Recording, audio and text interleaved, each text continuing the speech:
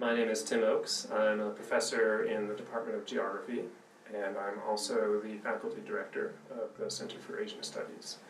My research is all in China, where I've been working since the early 1990s. My interest in China started with a study abroad program when I was an undergraduate student. And I went to China on a program in the early 1980s, in 1984. And China was just opening up at that time. And I had done a little bit of language study before that, but really just kind of went to China on a bit of a lark, I suppose. And just absolutely loved it, and just fell in love with the place and the people and the food and the culture and everything about it. I enjoy Chinese food. I have a section of the course that I teach on geography of Chinese food, and I love to cook Chinese food. And whenever I go to China, I bring back various kinds of ingredients and things that I've learned from people that I stay with and how they cook things. And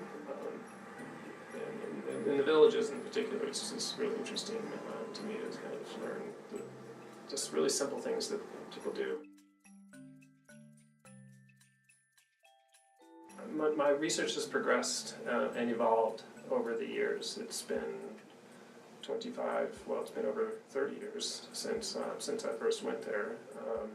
But I've been doing research in China for well over 25 years.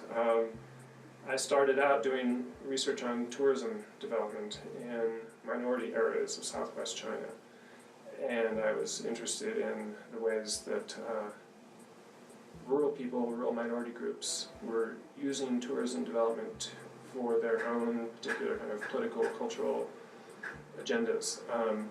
And so rather than looking at tourism as something that just kind of comes from the outside and impacts local culture in some negative way, is often the way that it is portrayed, even though there might be economic gains.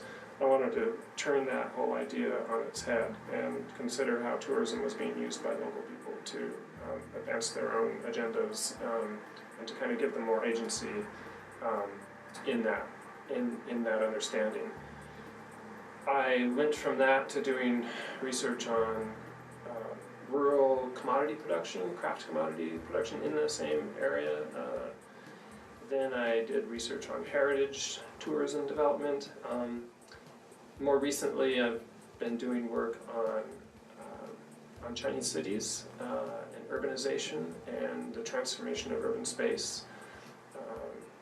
I've had a particular interest in something we might call leisure culture, the ways that people spend their free time in cities and how they use urban spaces, and how the design of cities does or does not facilitate certain kinds of activities and practices that people engage in their free time. And I've also been interested in the ways that cities are rebranding themselves in certain parts of China to sell a certain kind of cultural image for the purpose of tourism development, but also as a way to kind of remake the city space as a new kind of space that residents can enjoy in new ways. Most recently, I have a project that I'm working on called China Made. That is a project looking at Chinese infrastructure development, both within China, but also beyond China's borders, mostly in Southeast Asia. This is a collaborative project with scholars all over the world.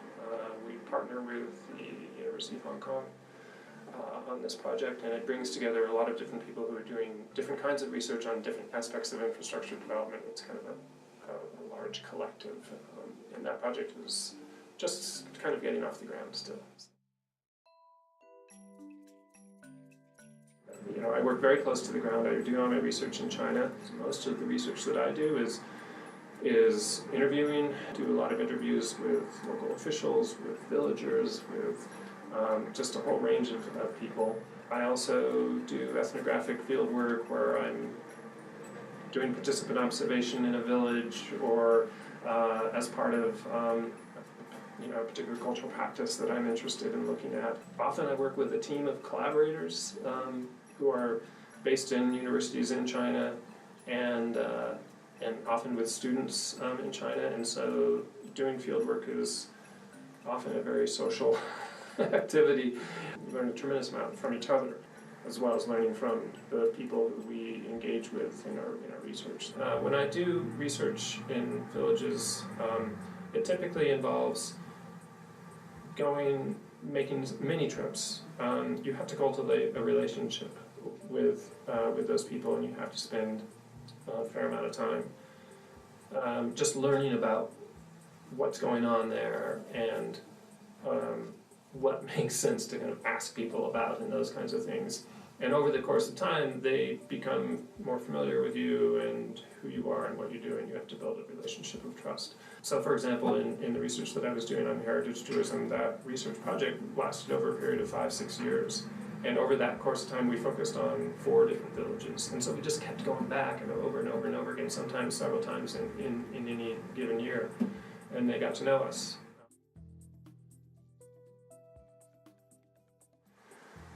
Well, I teach courses on China. I teach a course on the geography of China, and so much of what I teach in that course is based on my own research interests. So for example, with some of the recent research that I've been doing on urbanization and the transformation of towns and cities in China, a lot of the course deals with those issues, and I'm able to bring my own fieldwork experiences and findings into the classroom discussion. So I really shaped the course around the kind of research that I've done. A couple weeks ago in my class, I introduced the students to a group of villagers who I had only interviewed a few weeks before that.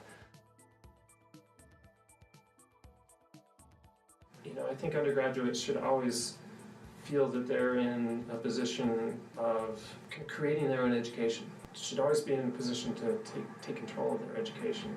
And doing research is the best way to do that. It's not just about becoming a scholar.